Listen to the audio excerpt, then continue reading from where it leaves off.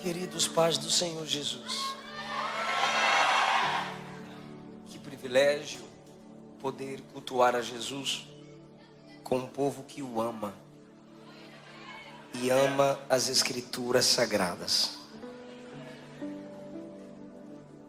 Minha gratidão a Jesus por toda a liderança que Ele estabeleceu nessa igreja, Pastor Sinésio, toda a vossa família, todos os que compõem essa família estabelecida. O meu desejo é que Jesus continue fazendo essa igreja crescer, prosperar, enchendo vocês com o Espírito Santo. Eu quero ler 2 textos. Um texto está no Antigo Testamento, Deuteronômio 6.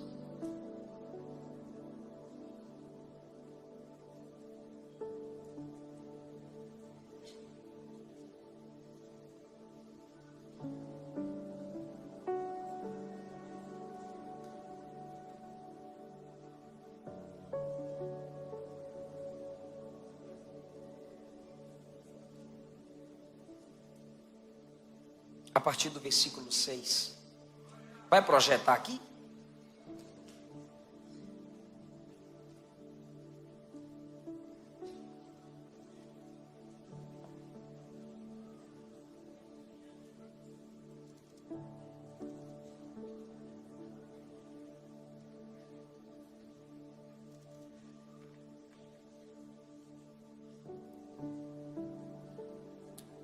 Deuteronômio 6 diz: E estas palavras que hoje te ordeno estarão no teu coração, e as intimarás a teus filhos, e delas falarás assentado em tua casa, andando pelo caminho, deitando-te e levantando-te.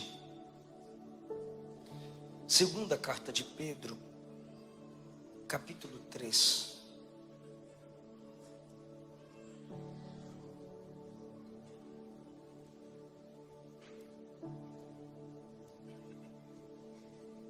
O versículo 18.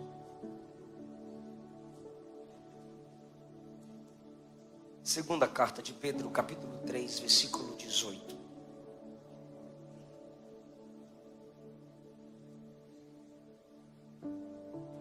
Antes, crescei na graça e no conhecimento de nosso Senhor e Salvador Jesus Cristo. A Ele seja dada a glória, assim agora, como no dia da eternidade. Amém. É porque aqui faltou amém, né? Pastor Ivan, pelo contato, obrigado pela recepção, pela hospedagem. Que a sua casa continue sendo guardada pela unção de Deus. Eu queria apresentar o meu material a vocês. Eu trouxe 3 temas. Para a glória de Jesus, eu já escrevi 18 livros. Mas eu trouxe aqui para conhecer a Bíblia. É uma introdução bíblica. O que é isso? Do Gênesis ao Apocalipse, todos os contextos de cada livro. Onde foi escrito, por quê, por quem. Quais textos e personagens principais. Existem versículos que você precisa entender o contexto do livro para entender um versículo. A nossa irmã falou aqui sobre a aula da hermenêutica, a arte da interpretação. Eu tenho um livro e eu te ajudo a ter essa visão panorâmica nesse livro de toda a Bíblia em 52 semanas, se você seguir as regras que eu estabeleci aqui. Eu também trouxe o livro da minha esposa. Na pandemia, ela fez uma série de lives para mulheres. E eu peguei o conteúdo das lives dela, enviei para a editora. E eles colocaram esse conteúdo num livro. E ela escolheu um tema, Entre Elas e Deus. Eu perguntei, por que esse título? Ela falou que é para ninguém se intrometer. Entre Elas e Deus. E eu escrevi um livro para jovens e adolescentes. Glória! Solteirismo e namoro, entre aspas, cristão.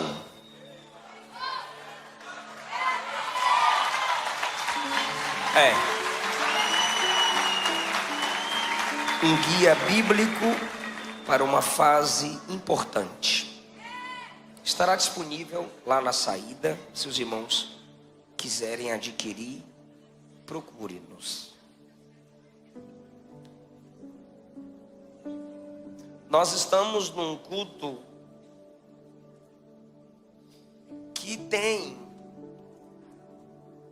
um propósito espiritual, teológico. Eu não vou pregar de modo expositivo, por isso vou fechar minha Bíblia, mas os textos, acredito que os irmãos se esforçarão para projetar aqui. Porque um culto cujo propósito é espiritual. Esse relógio está rolando desde que hora aqui? 39 minutos, que eu vou começar a pregar agora. Então tá bom. Que depois fica um negócio vermelho aqui. Que encerre. Nós lemos dois textos, Antigo Testamento e Novo Testamento. E o que os conecta?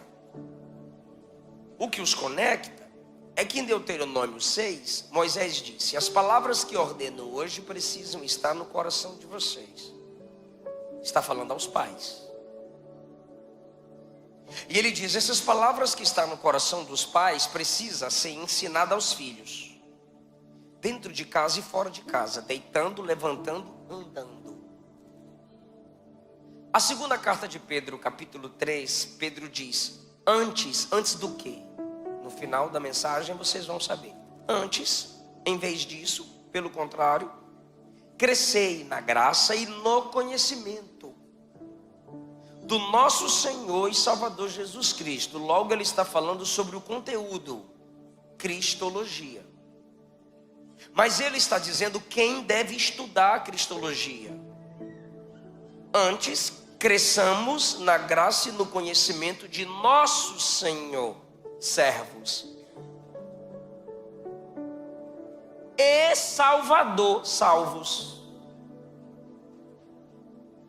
Logo, você que é salvo deve se sentir responsabilizado com a mensagem que eu vou pregar hoje. Se você fez a leitura do culto desde a entrada do ambiente, você está percebendo o foco do despertamento teológico. Esses dias não, alguns anos, 2, 3 anos atrás, a equipe que cuida das minhas redes sociais disse que meu Instagram estava dodói, porque ela falou que não estava saudável. Eu falei: tá dodói? Sim, pastor, pode ser essa expressão. E a reclamação era um conteúdo. E eu perguntei: quantos seguidores tem aí? 2, 3 anos atrás? 1.500.000. Falei: tá bom demais. Eu testemunhei que a minha rede social é um milagre. Porque hoje, agora, ontem à noite, o meu Instagram alcançou 3.900.000 seguidores. E recebe denúncia de tudo que é grupo. Eu nem vou citar, que eu estou fugindo de polêmica. Eu fiquei 3 anos bloqueado no meu Facebook. Voltei tem umas 3 semanas. 1.500.000 seguidores. Daqui a pouco eu explico porque eu estou citando números. Eu sei que Deus julgou Davi por contar. Mas Deus também mandou fazer um livro na Bíblia chamado Números. Deus não sofre de numerofobia. O meu canal no YouTube tem 1.500.000. E o TikTok, que eu lutei muito para ter uma rede social lá, quem já visitou o TikTok sabe que é barra pesada. Eu já cheguei a 400 mil. Aí dessa vez fui eu que conversei com o pessoal que cuida das minhas redes sociais. Eu falei, vocês ainda acham que minha rede social está doente? Sim, pastor. Eu falei, mas como? Olha meus conteúdos. Para a mensagem que eu prego, eu ter esse tanto de seguidor, alguém vai pensar que eu estou comprando. Vai pensar que é fake. Não, pastor, é que poderia estar melhor. Eu disse, por quê? Aí mandaram o print. Irmão, eu perco de 10 a 20 mil seguidores por mês. Aí eu perguntei, por quê? Ela disse, eu posso te mostrar.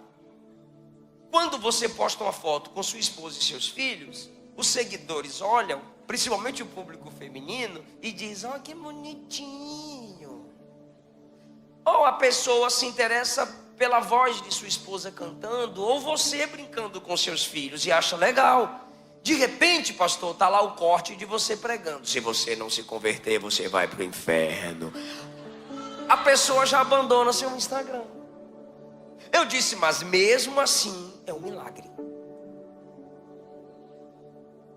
Eu estou dizendo isso porque me dá a esperança de que minha geração não está perdida. Apesar de perder tantos seguidores, eu continuo sendo incentivado e discordando dos que dizem que essa é a pior geração de jovens. Não é. Eu vivi muito tempo assumindo tribunas. Quando o cantor é apresentado, ou a banda, a igreja ia ao delírio. E quando o pastor ou o pregador era apresentado, amém, a palminha. Acredite, não estou menosprezando o ministério. Eu não sei se apenas eu observei isso, mas hoje está diferente. As pessoas vibram mais ao saber que vai ter mensagem. Vibram mais ao saber que haverá um conteúdo bíblico profundo. Isso está me dando esperança, e é por causa disso que eu vou pregar o que eu vou pregar aqui hoje. Se você gostar, é porque você faz parte desse grupo que me dá esperança. E se você não gostar, é porque você precisa fazer parte.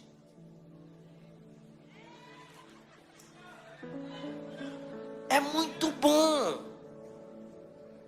Eu quero falar com vocês sobre a importância de se aprofundar no conhecimento bíblico. Mas eu não quero isolar um texto, que eu poderia aqui explicar todo o contexto, tem introdução, desenvolvimento, aplicação e conclusão. Mas eu quero mostrar como a Bíblia caminha nessa direção. Como é que é o pedaço da última música que a equipe de louvor cantou aqui? Minha ambição. Eu não sei não, eu achei linda.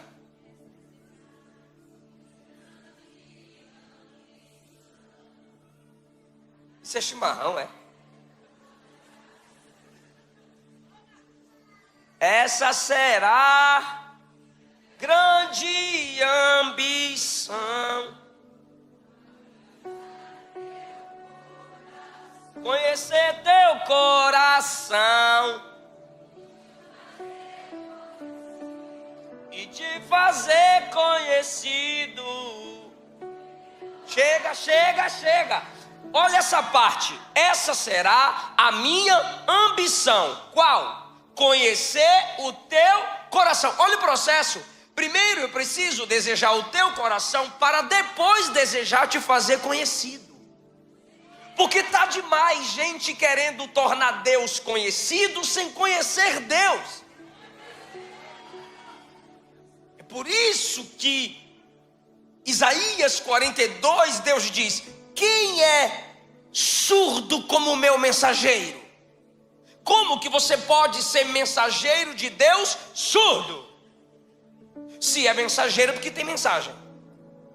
Mas por que é surdo? Porque não ouve Deus. Se não ouve Deus, apesar de mensageiro ser, é surdo. Logo, o seu conteúdo se limita. Você não pode falar de Deus sem conhecer Deus. Por isso que quando Jojo Todinho, Felipe Neto e Xuxa vieram criticando Bruna Carla, porque ela não quis cantar num casamento de 2 machos, eu cheguei e respondi: não é lugar de fala de vocês. Cala a boca, senta, aprende a Bíblia, depois levanta e fala dela.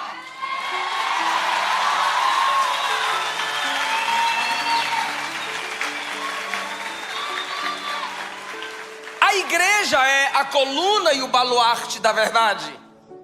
Agora, se a gente não medita nas escrituras, se a gente não conhece a palavra, como falar do que não conhecemos? Então, eu quero começar primeiro no Antigo Testamento e concluir no Novo. A primeira escola que a Bíblia apresenta é familiar. Gênesis 18, 17. O Senhor falou consigo mesmo: ocultarei de Abraão o que planejo realizar? É uma pergunta retórica. Olha o próprio Deus respondendo. Ele vai ser pai de uma nação grande e poderosa. Por intermédio dele, todas as nações da terra serão abençoadas. Ou seja, o descendente que viria dele, Jesus. 19. Eu o escolhi. Pai, mãe, me escuta. Eu o escolhi. Para quê? Eu pensei que estava no meu texto. Gênesis 18, 19. Eu o escolhi para que ele instrua seus filhos e todos os seus descendentes acerca de conservarem-se no caminho do Senhor, a fim de que o Senhor faça vir sobre Abraão tudo o que lhe tem prometido. Eu vou ler o versículo ao contrário. O Senhor fará se cumprir sobre Abraão tudo o que lhe tem prometido, se ele ensinar as minhas palavras dentro de sua casa. Deus não te fará prosperar no ministério. Deus não se importará em te fazer grande entre os homens, se você não entender que sua casa deve ser uma escola teológica para seus filhos. A dificuldade é que ali os nossos filhos enxergam mais de perto o caráter do professor. Quando você lê o texto que lemos, Deuteronômio 6, a minha palavra deve estar no coração de vocês, e essa palavra você vai ensinar aos seus filhos, falando dela assentado em tua casa, andando pelo caminho, deitando e te levantando. Eu lembro de meu pai, que passou para o Senhor ano passado, quando morávamos ainda na Bahia, na cidade de Ilhéus, no bairro Nossa Senhora da Vitória, uma rua de muita lama, buraco. Morávamos numa casa simples cuja divisão ou as divisões eram feitas por cortinas, que minha mãe tinha um ciúme delas. E enquanto nós dormíamos numa cama de casal, 5 meninos numa cama só de casal, meu pai gritava do quarto dele, Salmo 23, e a gente disputava quem ia falar qual verso. E quando acordava, ele nos reunia ao redor da mesa simples para tomar o café, com seu violão na mão, mas um tinha que fazer a leitura, o outro tinha que cantar um hino, o outro tinha que cantar com ele. Isso me fez chegar onde eu cheguei. Esse costume de ensinar a palavra no lar, que veio da nação de Israel, gerou Moisés. Por isso que em Êxodo 15, quando Moisés está cantando pela abertura do mar, que se deu no capítulo 14, ele diz assim: este é o Deus de meu pai. Por quê? Porque o que uma mãe planta, o que um pai planta na mente de seu filho, se esse filho chega na idade da consciência e quer seguir o caminho que seus pais lhe ensinaram, um dia ele vai se lembrar esse é o Deus de meu pai, esse é o Deus da minha mãe. E eu digo isso porque pelo fato de alguns pais terem ensinado o evangelho a seus filhos e seus filhos terem se distanciado do evangelho, eles ficam se culpando. Meu Deus, mas eu ensinei. Meu Deus, mas eu trouxe para a igreja. E agora esse menino desviou. Onde foi que eu pequei? Pai, mãe, você não é salvador. Você prega, você ensina. Quem salva é Jesus.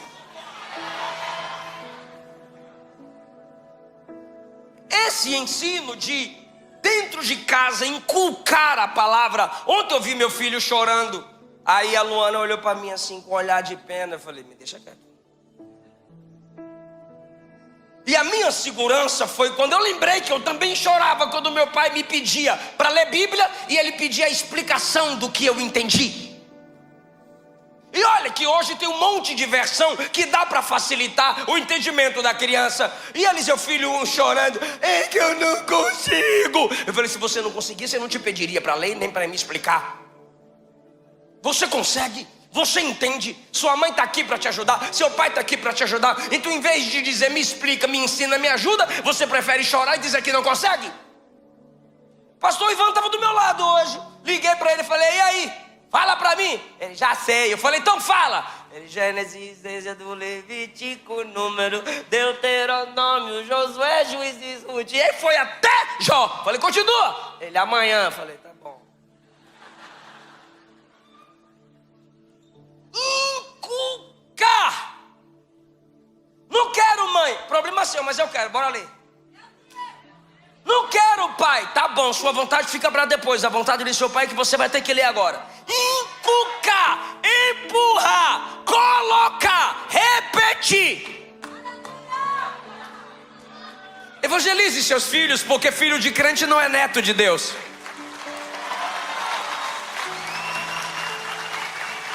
A primeira escola que temos é na família. A segunda escola que temos na Bíblia é a escola dos profetas.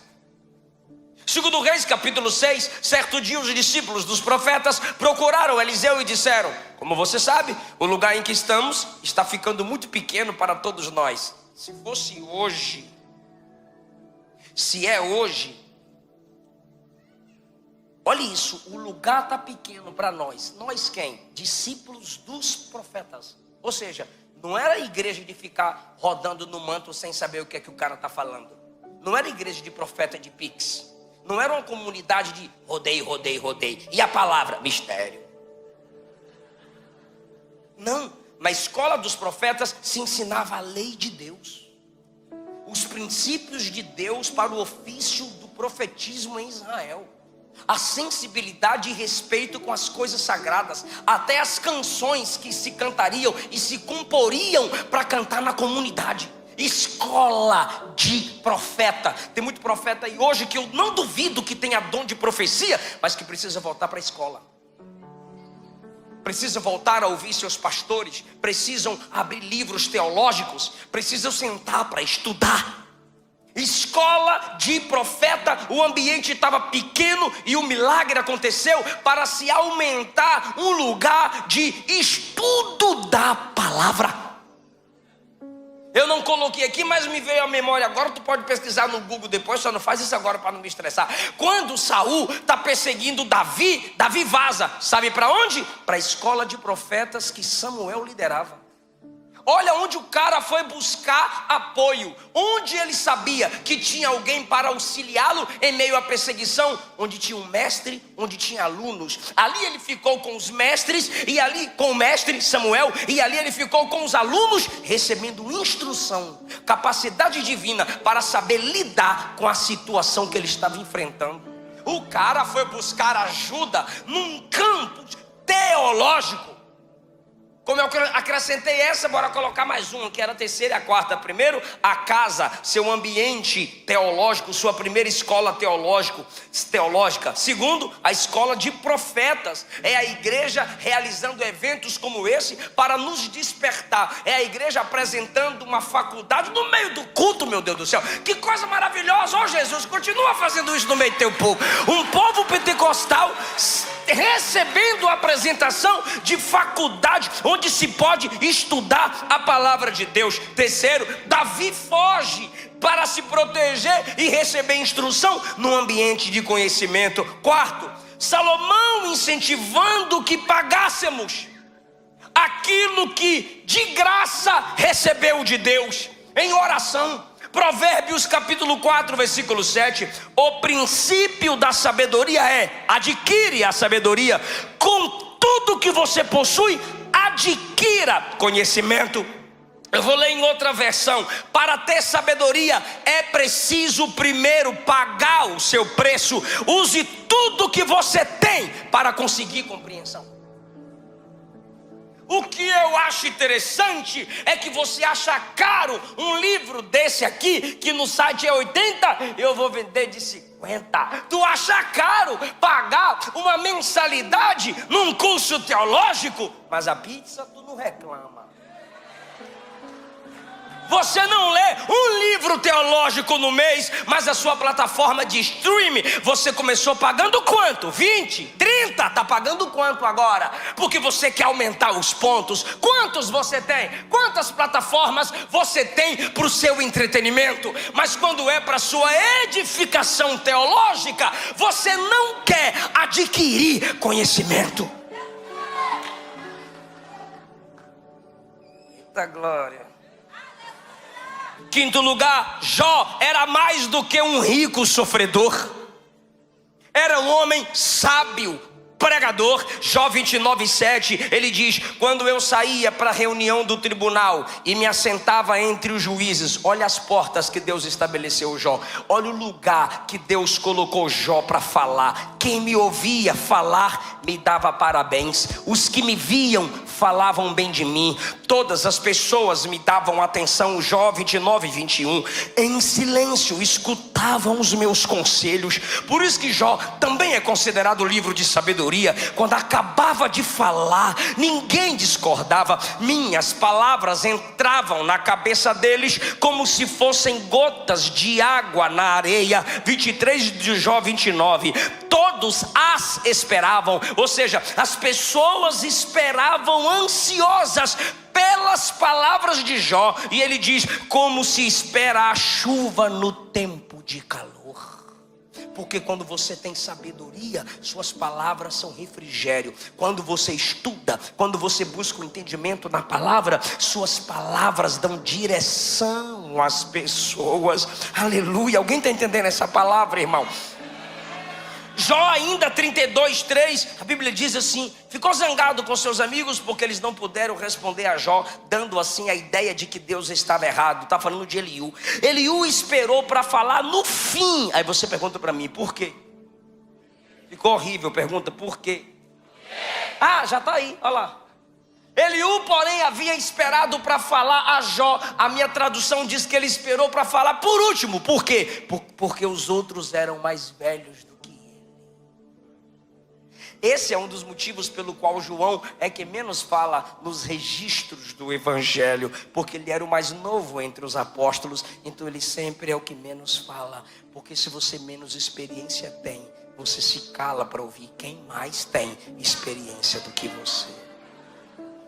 A Bíblia está nos dando o caminho do conhecimento e da sabedoria, meu Deus do céu. Algumas pessoas com alguns seguidores no Instagram ou no Facebook ou no TikTok, porque tem alguns seguidores, já se influentes e já se acham na dignidade de criticar o ministério de homens que já sofreram tanto pela obra. Nunca pastorearam uma igreja local, nunca ensinaram um grupo de pessoas, nunca pregaram num velório, nunca fizeram um casamento, nunca aconselharam um casal, mas porque tem uma plataformazinha de relevância, estão se sentindo aptos a chamar a atenção de quem já viveu o futuro deles. Precisam aprender com a sabedoria desse jovem. Vocês são mais velhos, então eu vou esperar para falar. Só que aí o versículo 5 diz assim, coloca o versículo 5, olha como a Bíblia é linda. Da parte dele isso é ético, ele espera os mais velhos falarem, mas quando chegou a vez dele falar, o que importa é a instrução que vem de Deus. Quando ele viu que aqueles 3 homens, os mais velhos, já não tinham o que responder, ficou irado. Então o filho de Baraquel, Buzita, tomou a palavra e disse: eu sou de menos idade e vocês são idosos, por isso tive receio e fiquei com medo de falar e dar a minha opinião. Pensei assim, e pensou correto, bonitinho, que falem os que têm mais idade e que a multidão dos anos ensine sabedoria. Que legal. Olha o desejo do jovem estudante. Mas agora, olha a realidade do que é evangelho. Na realidade, há um espírito no homem. O sopro do Todo-Poderoso lhe dá entendimento. Continua. Os de mais idade não são os mais sábios, nem são os velhos os que entendem o que é reto. Logo, o que ele está querendo dizer, não é porque você é mais velho que a sabedoria está só com você. Tem muita gente que tem idade, mas não tem maturidade. Tem gente que é nova, mas porque se aprofunda nas escrituras, alcança a maturidade teológica. Isso não significa que tem que perder o respeito, porque falar com sabedoria te faz respeitar quem veio antes de você. E é isso que esse rapaz está fazendo. Ele tem a resposta mais aprofundada, mas ele esperou que todos falassem. Como ele está num tempo complexo para que o mais novo fale, ele já apresenta uma argumentação irrefutável. Ele diz: não são os anos de vida que dão a verdadeira sabedoria. O entendimento completo vem do Todo-Poderoso. E hoje a gente pode repetir isso dizendo: não importa a sua idade, a verdadeira sabedoria vem da palavra. Olha como ele continua, gente. Repara, por isso digo, escutem o que vou dizer, porque eu também darei a minha opinião. Então ele está deixando claro que é preciso respeitar quem veio antes, mas ele também está nos ensinando que a verdadeira sabedoria não se vem com o tempo de vida. Davi disse no Salmo 119, Senhor, a tua palavra me torna mais sábio do que os meus mestres.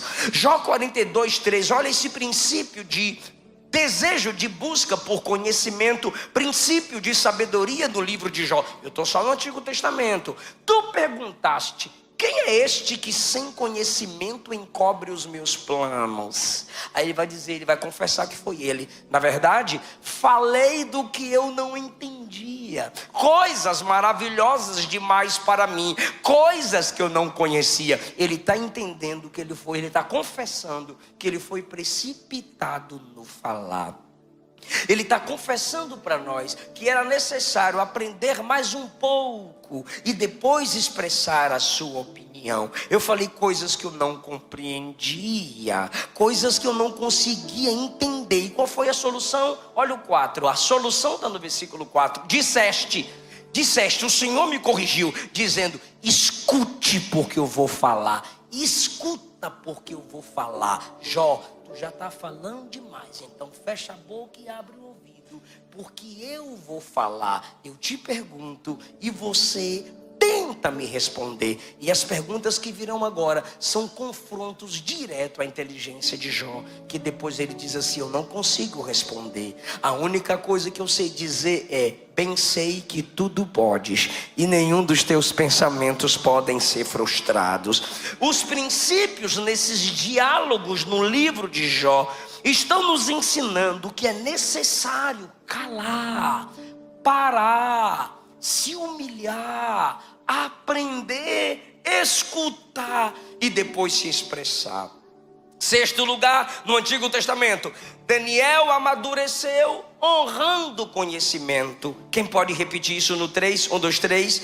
Daniel amadureceu honrando o conhecimento. Daniel 1:4. Daniel 1:4. Olha Nabucodonosor dizendo: eu quero jovens para trabalhar no meu palácio, jovens em que não haja defeito, ou seja, de boa aparência. Ok, sábios.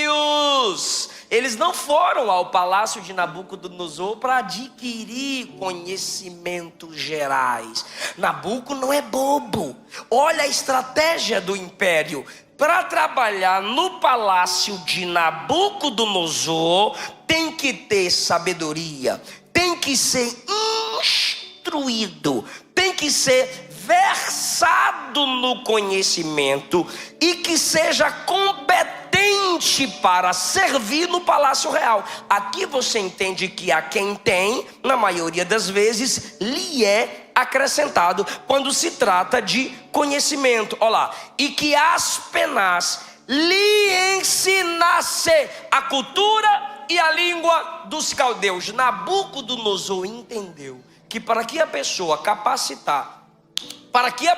captasse a língua e a cultura dos caldeus, essa pessoa já deveria ter, no mínimo, conhecimento prévio ou desejo de conhecer. É preocupante você abrir a boca e dizer: eu não gosto de ler.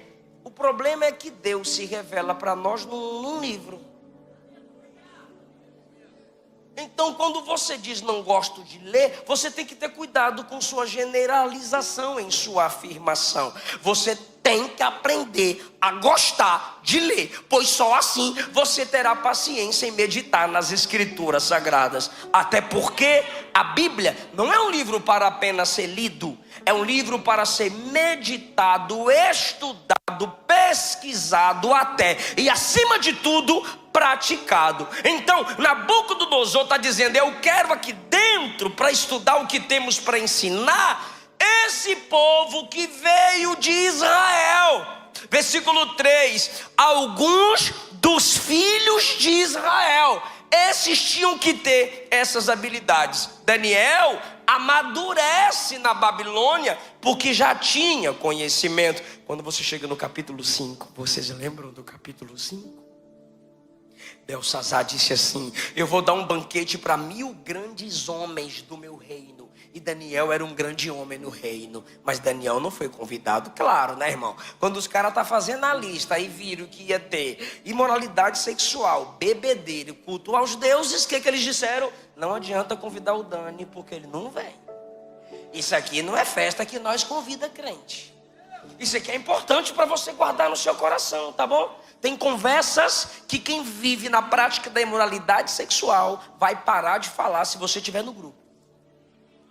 Agora, se você faz kkk para tudo, coloca coraçãozinho, curte casais homossexuais, curte todo tipo de paganismo e idolatria, coloca a mãozinha, diz: é nóis, estou contigo e não abro, meu maninho, meu friend, sei lá, meu best, você não vai gerar temor no coração de quem vive na prática do pecado.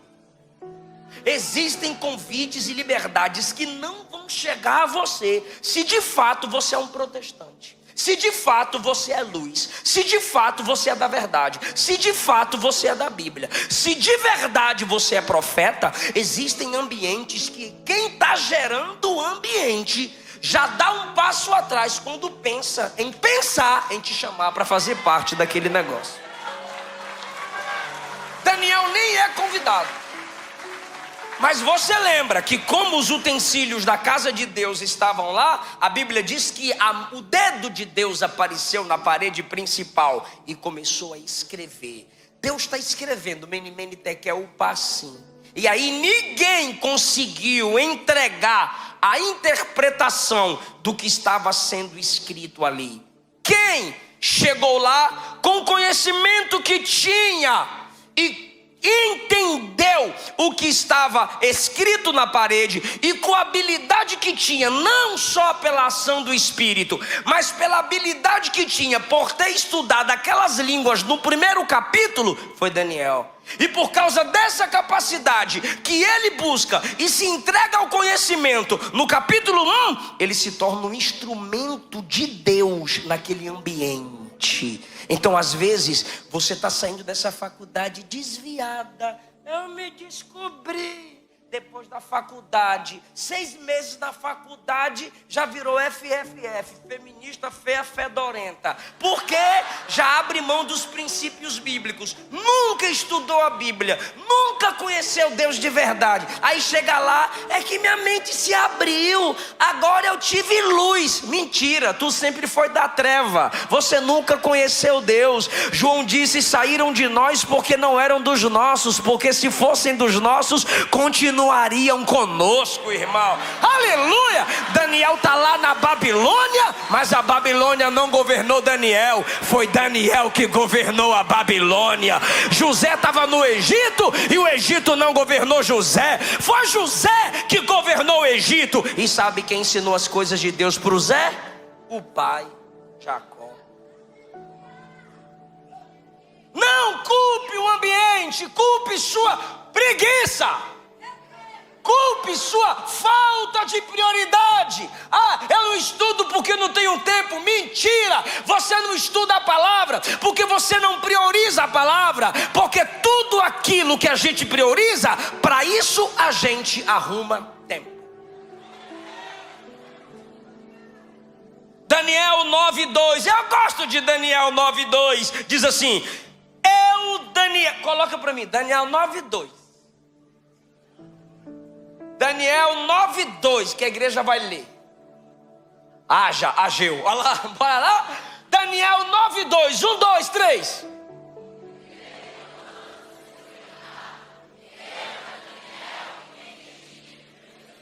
Calma, você está acelerando. Você acelerou e baixou. Meu pastor, eu peguei daqui, ó. No primeiro ano do seu reinado, eu, Daniel, entendi pelos livros. Gente, eu percebi isso, ficou feio. Bora lá de novo, esquece o primeiro ano lá. Eu, Daniel, no 3, 1, 2, 3. Eu, Daniel, entendi pelos livros que, de acordo com o que o Senhor havia falado ao profeta Jeremias,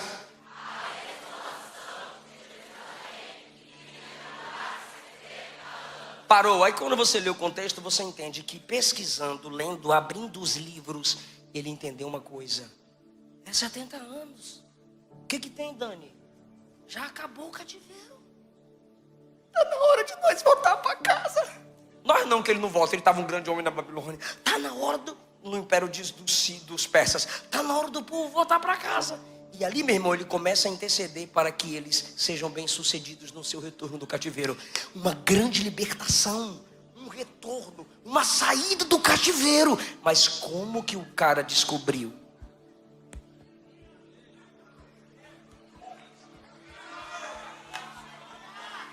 Pelos livros, ele recebe liberdade no seu entendimento e intercede pela libertação física dos prisioneiros. Você não está entendendo o poder de abrir a mente pelo poder da palavra. E esses livros aqui eram os livros proféticos, eram os textos de profecias que chegaria o tempo do povo sair do cativeiro. Sabe, a música, volta para a música de novo. Minha ambição é conhecer teu coração e te fazer conhecido. Daniel tinha tanto desejo de conhecer os tempos das coisas de Deus que ele não abandonava os livros. Só que, seja sincero, seja sincero, você conhece Daniel? Galerias, vocês conhecem Daniel? Irmão na nave da igreja, vocês conhecem Daniel mais pelo cara dos livros ou o cara que orava 3 vezes ao dia?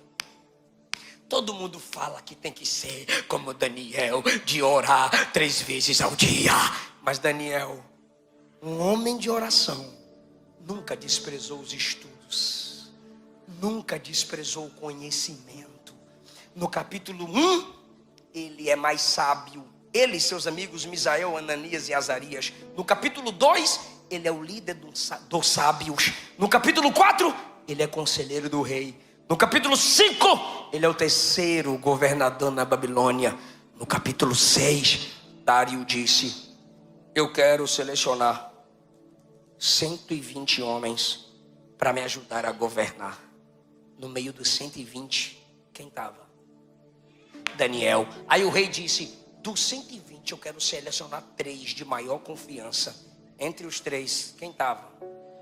Se tu não der glória agora, eu estresso. Aí o rei olhou para 3 e disse: entre os 3 tem um que é top.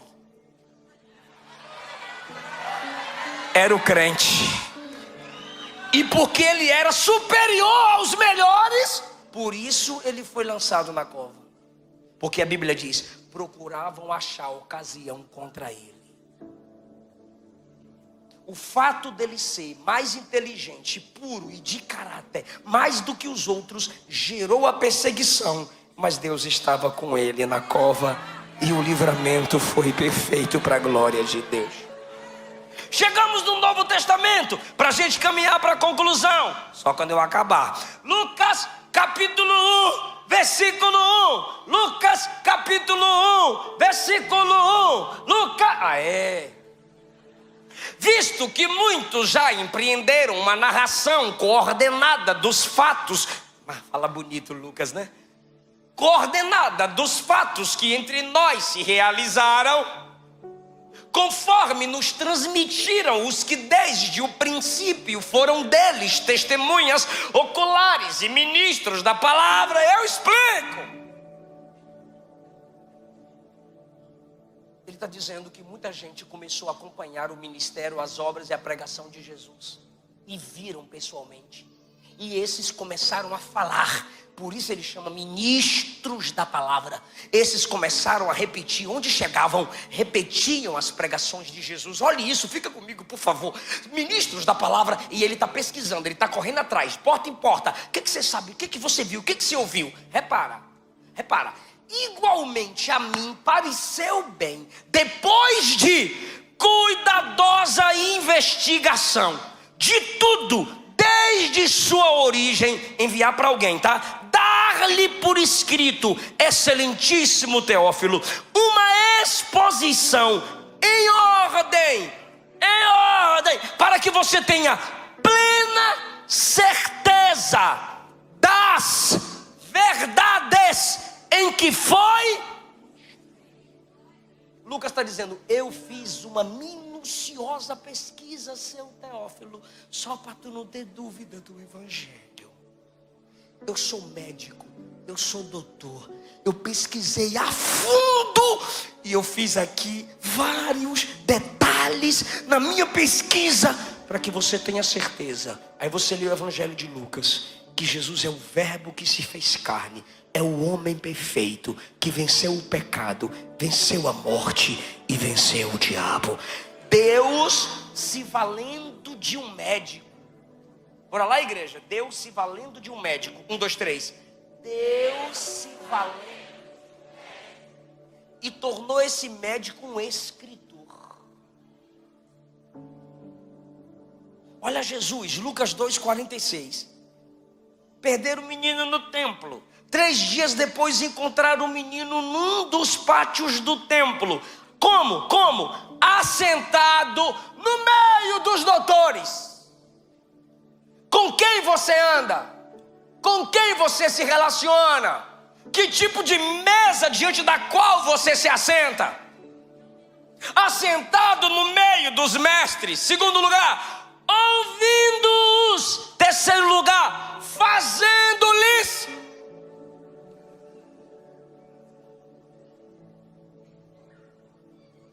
Quando você pergunta, você parece tola. Você parece tolo no momento da pergunta, mas depois que você ouve a resposta, nunca mais você volta a parecer tolo ou tola, porque o conhecimento entrou em você depois que você perguntou. Jesus, a sabedoria de Deus encarnada, sendo para nós esse modelo de esforço em busca do conhecimento teológico. Agora eu vou colocar para vocês um versículo que os pentecostais usam até hoje para me estressar. São 2, mas esse é o primeiro, principalmente quando eu lancei a primeira vez o meu curso. Coloca para mim Mateus 10:20. Mateus 10:20. Olha que bonitinho. Mateus 10:20. Afinal, aleluia, não são vocês que estarão falando, mas o Espírito do Pai de vocês é quem fala por meio de vós. Pode dar aleluia, pode dar glória a Deus. Aí pegaram esse versículo quando eu ofereci meu curso teológico. Se cortarem a irmã falando aqui do curso Carisma e colocar na internet, pode saber, não vai ser comentário de reformado, não vai ser comentário de batista, não vai ser comentário de calvinista, vai ser comentário de pentecostal. Vai ser comentário de... Não dê glória não, que você vai passar vergonha. Vai ser comentário de pentecostal e neopentecostal, que vai falar assim, ó: a gente não precisa disso, o Espírito Santo revela. Jesus, isso, misericórdia. Ali está um professor de teologia do campo teológico pentecostal. Faz assim com a mão. Eu estou errado no que eu estou falando? Eu estou certo ou estou errado? Certo, não estou certo, fala que eu estou certo. Isso, por quê? Porque ele também dá aula no campo teológico pentecostal. E eles isolam. Cadê meu versículo? E eles isolam esse versículo para dizer que a gente não precisa estudar. Porque o Espírito Santo revela na hora.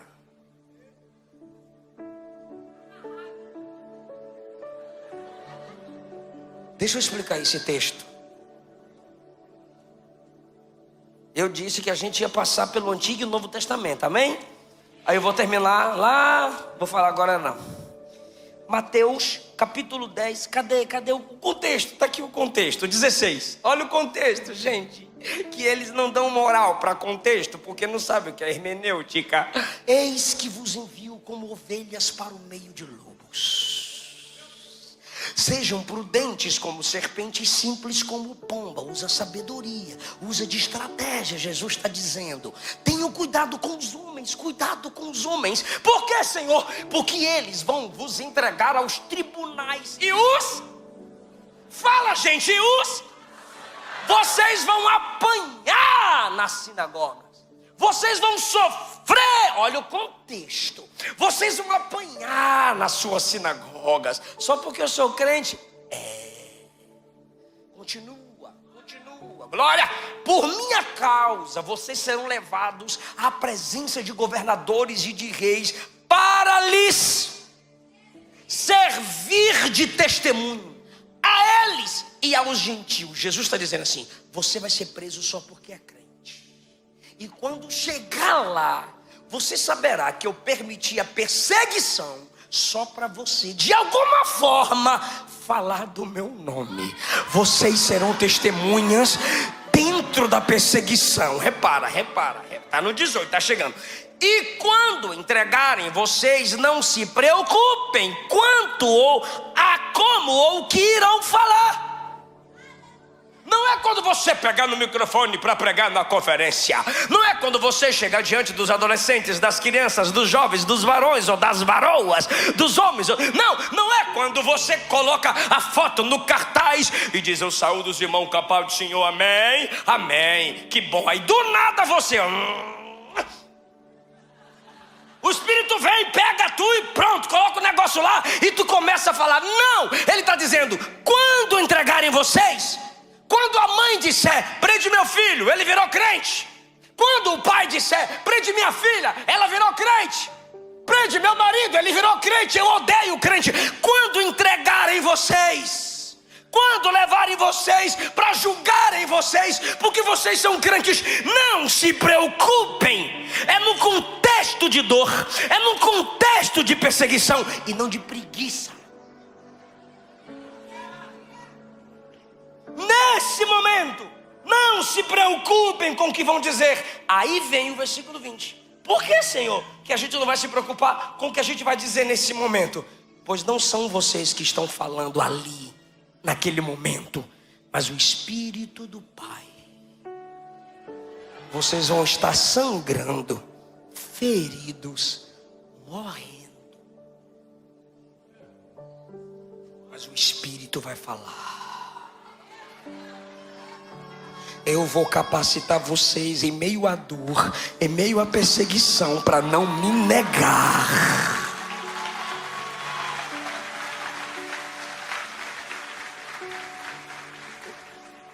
O que isso quer dizer? Vou dividir com vocês 5 lições. Primeiro, se o Espírito só revela a você, então ele não habita em nós, só em você. Quarta pessoa. Não é mais da Trindade, é o Pai, Filho e Espírito Santo e tu. Por quê? Porque se todos temos que ler Bíblia, e você diz que não precisa estudar a Bíblia, porque o Espírito revela para tu, então todo mundo senta, o cara pega o microfone. Estou esperando o Espírito revelar. Não, irmão, isso é heresia. Segundo, a promessa de Jesus é que o Espírito falaria através dos apóstolos num contexto de perseguição. Isso aqui já ficou claro. Até eles iriam se surpreender. Terceiro, a ação do Espírito não pode se submeter à sua agenda. Por quê? Porque tem igreja que o cara passa a semana inteira orando. Senhor, me revela, me revela, me revela, me revela, me revela. Na biblioteca não tem um livro. Na estante não tem nenhuma Bíblia de estudo. Nada de teologia. Só me revela, me revela, me revela. Aí quando chega o dia do culto, que é o domingo, o culto principal, o Espírito me revelou que... o Espírito Santo teve que esperar tu orar a semana toda para revelar num domingo. Você está determinando a ação do Espírito pela sua agenda. E Jesus disse que a ação do Espírito é como o vento, não sabe de onde vem, também não sabe para onde vai. Ele é livre para soprar a hora que quiser e onde ele quiser. Quarto, a palavra de Deus não está presa ao sobrenatural. Repito, a palavra de Deus não está presa ao sobrenatural. O que eu estou querendo dizer é, o efeito da Bíblia é sobrenatural, mas a recepção da palavra, nem sempre. Eu estou pregando aqui e talvez você mude de vida hoje, se torne teólogo depois de hoje, estude, se aprofunde no conhecimento de Deus. Isso é lindo, maravilhoso. Mas o que de sobrenatural aconteceu para você receber essa palavra? O efeito é sobrenatural. A graça te tirou da inércia, o poder te tirou da preguiça, o Espírito te confrontou. Mas o que de sobrenatural que está tendo aqui, irmão? A tinta da parede é mais barata que tem, preta. O pregador é o menor dos que está aqui. Aí eu li 2 versículos, fiz o esboço e estou acompanhando o esboço e tem nada de sobrenatural. A recepção não tem que ser milagrosa. O efeito é milagroso, mas a recepção é: abre a Bíblia e vá ler, compre a palavra, vai estudar, compre sabedoria, pague o preço pela sabedoria. Recepção não tem que ser sobrenatural. Isso é coisa de meninos na fé. Um cara falou para mim: eu vou votar para Jesus se ele aparecer para mim igual apareceu para Paulo.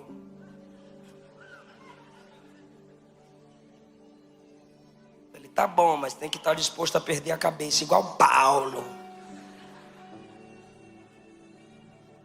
Agora só falta 2: Paulo e Pedro. O conhecimento da palavra, a necessidade do aprofundamento da palavra em Paulo. Atos 9:15. Olha o que Jesus disse a respeito de Saulo: vai, pois ele é para mim um vaso escolhido, mandando Ananias orar por Paulo. Agora, gente, me escuta. Porque ele vai levar o meu nome diante de gentios e reis.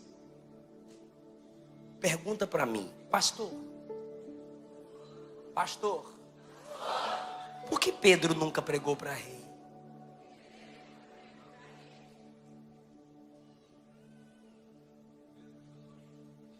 Porque não tinha o mesmo preparo de Paulo. O seu preparo determina o alcance da sua voz.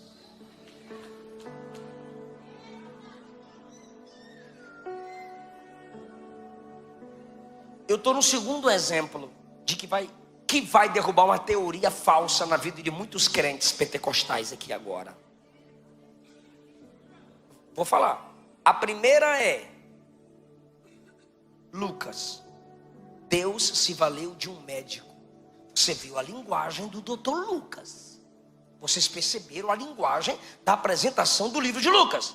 Quando você chega em Paulo, ele vai pregar para rei. Quando você lê Atos 22:3, Paulo diz assim: eu, nascido em Tarso, na região da Cilícia, criado em Jerusalém, formado aos pés de Gamaliel, educado rigorosamente dentro da lei. Quando você lê Atos 7, Estevão diz assim: Moisés, formado em toda a ciência do Egito, poderoso em palavras e obras. Moisés, formado em toda a ciência do Egito, poderoso em palavras e obras.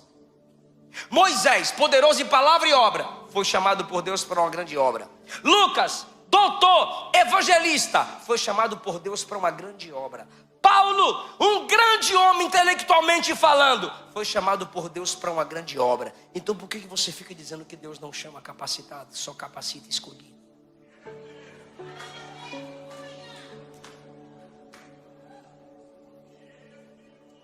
Tem obras que Deus não vai contar com quem não estudou, com quem não se preparou. Tem desafios que não serão solucionados por você que só critica teologia, que só critica teólogo. Nem se intrometa, tu só presta para escrever kkk. RS pode ir, Sarnaldo. Esse é o seu argumento. Então fica na sua. Nunca diga que Deus não escolhe gente capacitada. É claro que Ele escolhe gente que suou. É claro que Ele seleciona para propósitos específicos pessoas que investiram noites a fio para estudar, para meditar na palavra, para se aprofundar nas escrituras. Se prepare para um tempo que virá. Você quer receber as promessas, você quer promessa de crescimento, mas você não se prepara para esse tempo novo que Deus está dizendo que vai chegar. Segundo aos Coríntios 3:6, eles também usam contra mim lá no Instagram. Está aqui, ó. Ele nos capacitou para sermos ministros de uma nova aliança, não da letra, mas do Espírito. E não é agora que eles pegam, ó, porque a letra mata.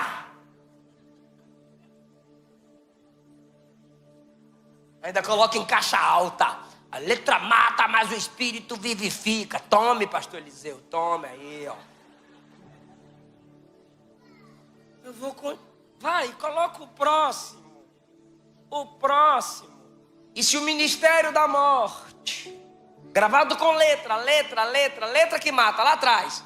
Se o ministério da morte, gravado com letras em pedra, lembra da letra na pedra? Lei de Moisés na pedra. Se revestir esse ministério de morte escrito na pedra, se revestiu de glória, ao ponto de os filhos de Israel não poderem fixar os olhos na face de Moisés por causa da glória do rosto, ainda que fosse uma glória que estava desaparecendo. A glória no rosto de Moisés, quando ele recebeu a pedra, letra na pedra, se não guardar o sábado, morre. Se adulterar, morre. Letra que mata, letra na pedra que mata. Se desonrar pai e mãe, pedra nele, letra que mata. É a lei, meu Deus do céu, não me estressa. É a lei escrita na pedra. A teologia não mata o fogo, ela apaga o fogo estranho. Vai estudar.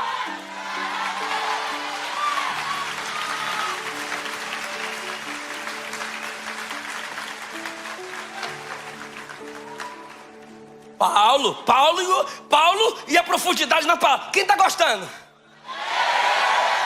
Eu já cansei, mas eu vou até o fim.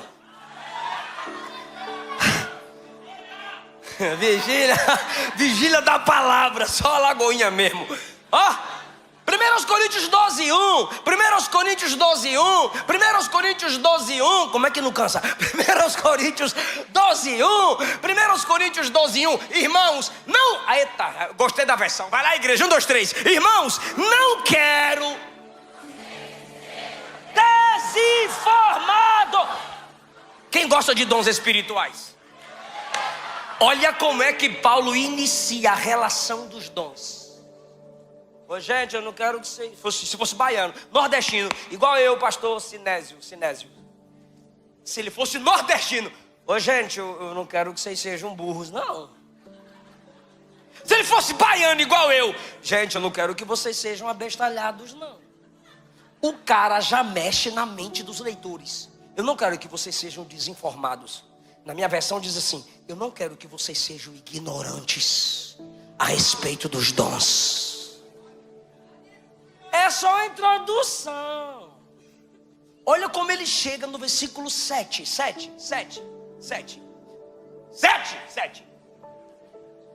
Ágio 7. Aí, Ageu. Ó, a primeira relação dos dons.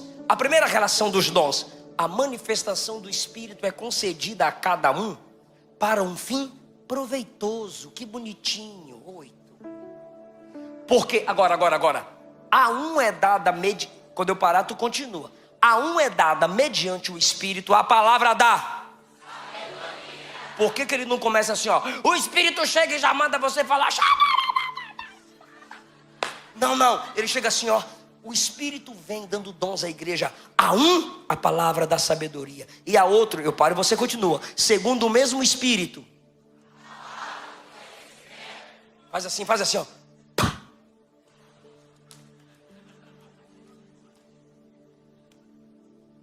Imagina o Espírito chegando nesse ambiente. E a gente me dá dons. E o Espírito recebe inteligência.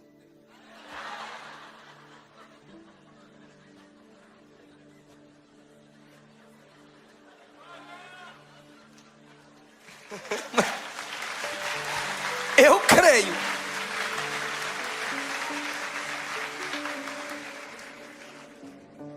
É a prioridade. É a prioridade.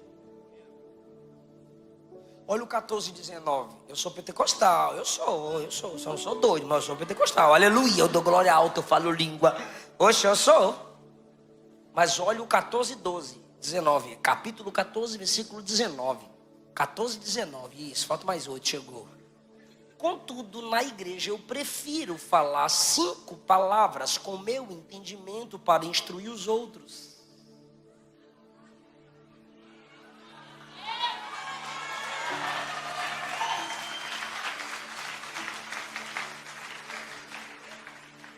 E quando ele fala dos homens que Deus os capacita na igreja, Efésios 4:11,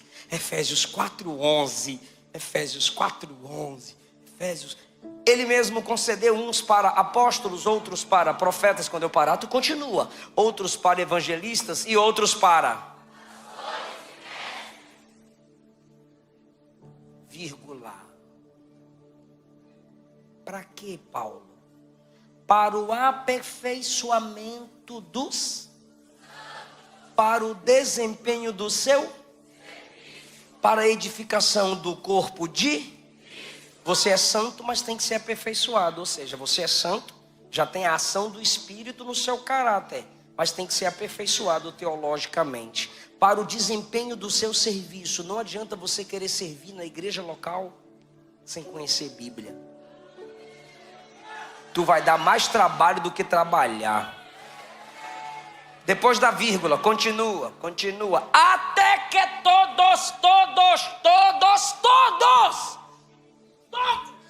Eu, você, eu, nós, vós, eles, elas. Todos, menos todos. Todos não existe. É para todos. Não tem exceção. Se é crente, Deus levantou apóstolo, profeta, evangelistas, pastores, mestres, para te aperfeiçoar. Não é desigrejado na internet. Pastores, mestres, evangelistas, para te aperfeiçoar. Não é o crítico do evangelho no YouTube. São pastores, mestres, evangelistas, profetas e apóstolos. Deus já capacitou homens e levantou homens para te instruir. Mesmo que você não seja apóstolo, profeta, evangelista, pastor, mestre, você precisa amadurecer, se aprofundar na palavra até chegar à unidade da fé. Isso aqui é no arrebatamento da igreja, onde o conteúdo doutrinário será só um: o credo, a fé doutrinária aperfeiçoada na mente de todos. Aí acabam os debates, até lá a gente vai debatendo. Chegar à unidade da fé e do pleno. Eu vou parar no pleno e você continua. Chegar à unidade da fé e chegar no pleno.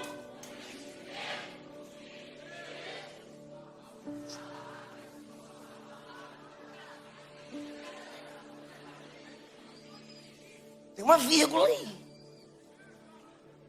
Continua, vírgula. Para que não mais sejamos como crianças. O que é ser criança no texto? Arrastado pelas ondas. Coloca uma criança lá na piscina de onda. Papai! mamãe, lá no mar, arrastado pelas ondas e levado de um lado para o outro por qualquer vento de doutrina. Gente que não estuda, ele é itubiano, irmão. Tem o luterano, tem o wesleyano e tem o itubiano, irmão. Ele vê o luterano debatendo com o wesleyano, aí se o luterano ganhar, ele é o wesleyano. Aí ele vê o wesleyano debatendo com alguma diferença entre o arminianismo clássico e outro, ele vira arminiano. Por quê? Porque ele é itubiano. Ele não abre a Bíblia, ele não abre um livro, mas ele abre o YouTube.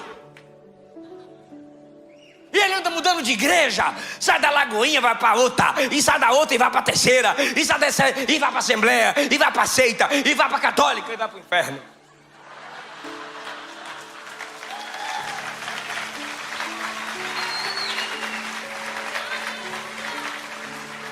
Por quê? Porque não tem profundidade. Qualquer vento de doutrina, pela artimanha das pessoas, pela astúcia com que induzem ao erro. Todo mundo erra, menos ele. Nunca abre a mente para o conhecimento. E eu termino em Pedro. 2 Pedro. Vou terminar na 2 de Pedro, capítulo... Não, vou terminar agora não.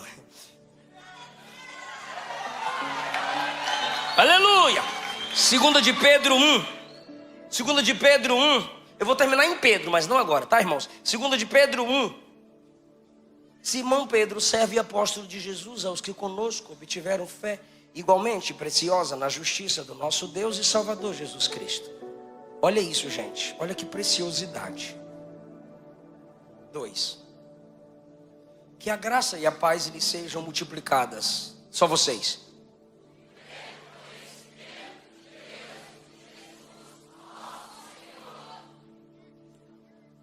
Fala aí, cristologia. Muito bem. Olha agora o 3. Olha o 3. Pelo poder de Deus, nos foram concedidas todas as coisas que conduzem à vida e a...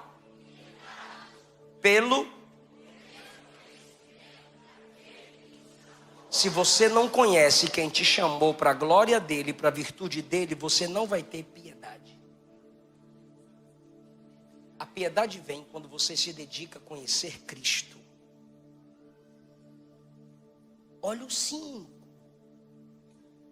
Calma, Pedrão. Ele calma nada, receba. Olha o 5. 2 Pedro 1, 5.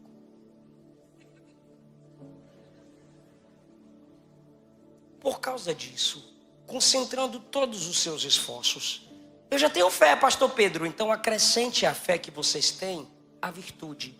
Eu já tenho virtude, pastor Pedro. Tenho. Então acrescenta mais uma coisinha.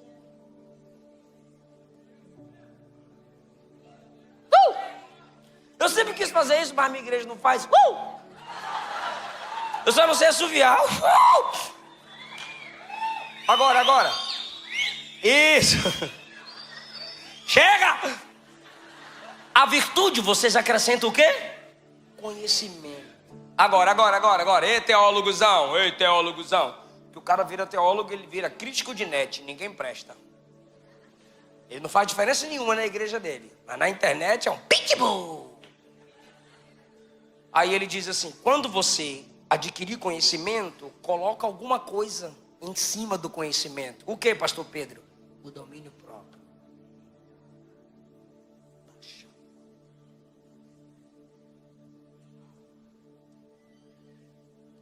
2 Pedro 3,15. Eu faço as últimas aplicações. Eu queria aplicar só no final, mas pentecostal pregando, ele quer aplicar logo. Senão perde a atenção de vocês também. Isso é homilética. Olha só. Considere a longanimidade do nosso Senhor como oportunidade de salvação. Como também o nosso amado irmão Paulo escreveu a vocês, segundo o que, igreja? A sabedoria que lhe foi dada. Tem uma vírgula aí, então você não pode parar aí. Ao falar, estou falando de Paulo. Paulo escreveu muitas coisas a respeito da salvação, a respeito desses assuntos, salvação. Como de fato costuma fazer em todas as suas cartas. Pedro conhecia as cartas de Paulo. Nelas, nas cartas de quem? É Pedro escrevendo uma carta falando de outra carta. Então Pedro está escrevendo uma carta falando da carta de quem? Paulo. Nessas cartas, agora, eu vou parar e você continua. Galerinha, toda igreja, hein? Eu vou parar e você continua. Quando eu parar, tu continua. Nelas há... Parou. O cara andou com Jesus 3 anos. O cara estudou com Jesus a verdadeira sabedoria encarnada. 3 anos. Pedrão, cheio do Espírito Santo. Era tão o cara que o catolicismo colocou o cara como papa. Eu nunca vi isso, mas é porque o cara era bom. Mas Pedrão, olha para nós e diz assim: ei, na Bíblia há coisas difíceis de entender. Eu vou virar ateu. Por quê? Me explique isso aqui. Ô, bobão. O próprio autor, inspirado pelo Espírito, Pedro, já disse assim, ó: na Bíblia há coisas difíceis de entender. O Evangelho não engana ninguém. Um homem orando enquanto estudava para ser pregador, pegou a Bíblia, pendurou numa árvore. Isso está no livro A História da Pregação. Vou falar o nome dele depois, claro. Ele pegou a Bíblia, colocou numa árvore e disse: Deus, os meus estudos estão me fazendo duvidar se de fato esse livro é a sua palavra. Mas apesar das minhas dúvidas, tem misericórdia de mim. Ele orou porque ele estava duvidando que a Bíblia é a palavra de Deus. Ele pedia perdão, ele chorava até ele compreender a inspiração das Escrituras Sagradas. O que de fato é a Bíblia ser inerrante. Quando ele estudou bibliologia e se aperfeiçoou, ele conseguiu amadurecer na fé. Quem é esse homem, pastor? Só o Billy Graham.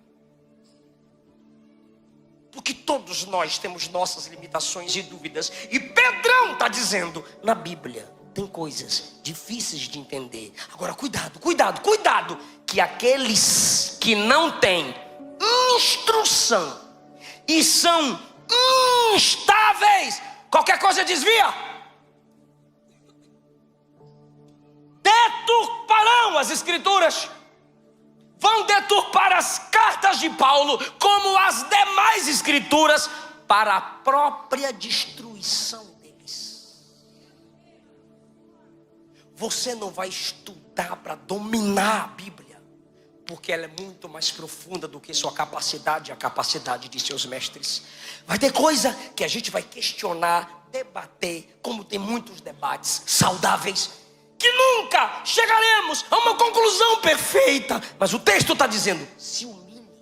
Se você não conseguir compreender, se humilhe, só não deturpe. Porque se você deturpar a palavra, sem se submeter à profundidade dela, você vai se perder e ela continuará viva e eficaz. Mas pastor, eu estou nessa fase, tem muita coisa difícil de entender mesmo. É aí que a gente vai para o 18. Não sejam como esses que deturpam. É isso que ele diz, pelo contrário.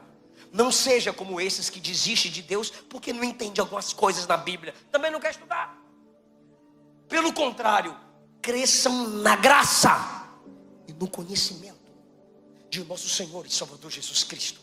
Quando a sua mente não alcançar, dependa da graça. A Ele seja a glória. Que o seu estudo te leve a sempre glorificar a Deus. Conselhos de Eliseu Rodrigues para vocês. Dito isso, cuidado com quem você estuda. Rede social, internet, tem muita coisa falsa, levando gente, famílias e ministérios para o inferno. Segundo lugar, a teologia nunca, verdadeira, nunca, jamais estará desconectada da igreja. Nunca.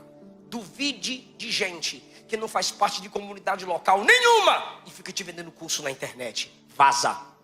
Porque o conteúdo bíblico sagrado sempre está conectado a uma comunidade. O Antigo Testamento estava meu Deus do céu. O Antigo Testamento estava conectado a um povo chamado Israel. Eu vou pregar tudo que eu peguei. Vou lá para o Antigo Testamento. Bora lá? O conteúdo do Antigo Testamento é resultado da aliança de Deus com que povo? Logo, o conteúdo teológico do Novo Testamento é resultado da conexão entre Deus e um povo chamado Israel. Se não fosse Deus conectado a um povo, nós não teríamos o Antigo Testamento. Logo, a verdadeira teologia está sempre conectada a um povo de Deus. Olha o Novo Testamento, olha os maiores conteúdos que temos, que são as cartas. Coríntios, igreja em Corinto. Romanos, igreja em Roma. Colossenses, igreja em Colossos. Filipenses, igreja em Filipos. Gálatas, igrejas na Galácia. E assim sucessivamente. Tessalonicenses, igreja na Tessalônica. As 7 cartas da Ásia. Sempre o conteúdo teológico do Novo Testamento era direcionado à igreja. Então desconfie de quem se desconecta da igreja e quer ensinar teologia para você. Terceiro, não se entregue à teologia das universidades públicas federais sem um conhecimento teológico prévio. Cuidado, porque essas faculdades, essas universidades públicas federais têm um critério, sabe qual? Pluralidade. Ou seja, tem que respeitar todas as linhas e diversidades de pensamentos. A verdade não é absoluta. Lá a maioria dos professores são liberais, se não todos. Eles negam os milagres da Bíblia, negam a inspiração das Escrituras e não são pastores verdadeiros. Só pastores formam pastores. Se você quer estudar teologia para fazer a obra de Deus, estude numa escola teológica conectada a uma igreja séria, bíblica, que tem história, que ganha vidas e que cuida de gente.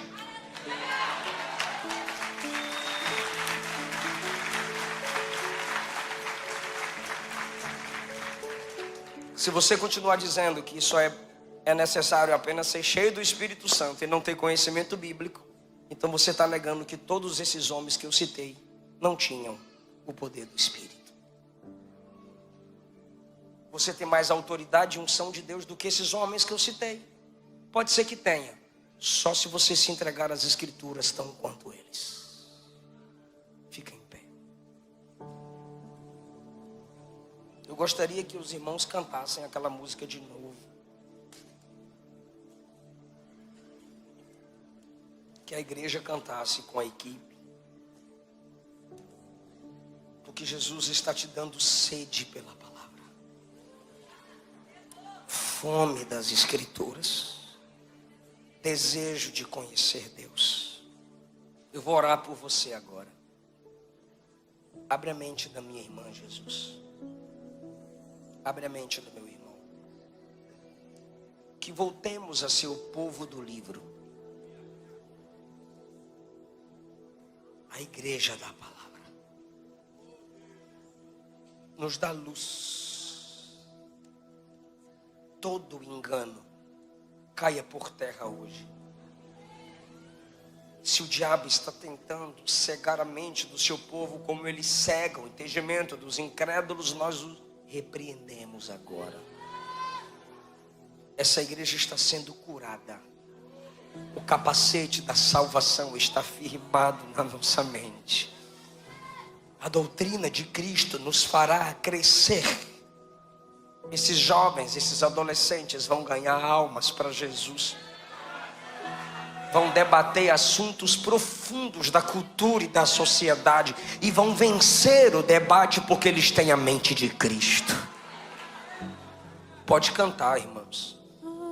Dá-nos inteligência espiritual como Paulo desejou à igreja em Colossos. E essa será Dá sabedoria para essa mãe. grande ambição. Dá sabedoria para esse pai. Conhecer teu coração Nos dá e sabedoria. te fazer conhecido.